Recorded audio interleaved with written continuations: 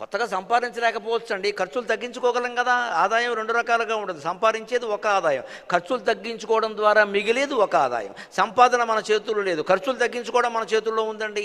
దంపతులు ఇద్దరు కూర్చొని కిందటి నెల ఎక్కువ ఖర్చు పెట్టాం, ఈసారి తగ్గించాలి అండి, కాస్త లెక్క చూసుకుని తగ్గిస్తే కనీసం 10-15 వేల ఖర్చు తగ్గించవచ్చు. ఏది అనవసరంగా పెట్టామో ఏది మరీ అవసరం కాదో తెలిసిపోతుంది. కాస్త లెక్క రాసుకోవాలి. లెక్క రాయాలా, నమ్మకం లేదా, పనికిరాదండి. లెక్క మొగాడు రాయాల్సిందే, ఆడది రాయాల్సిందే. లెక్క చేస్తేనే సంసారం. పిల్లలకైనా సరే వాళ్ళ సంపాదన వాళ్ళు ఖర్చు పెట్టుకుంటే వేరు, తల్లిదండ్రుల సంపాదన ఇచ్చారుంటే ఇచ్చిన ప్రతి రూపాయికి లెక్క చెప్పాల్సిందే.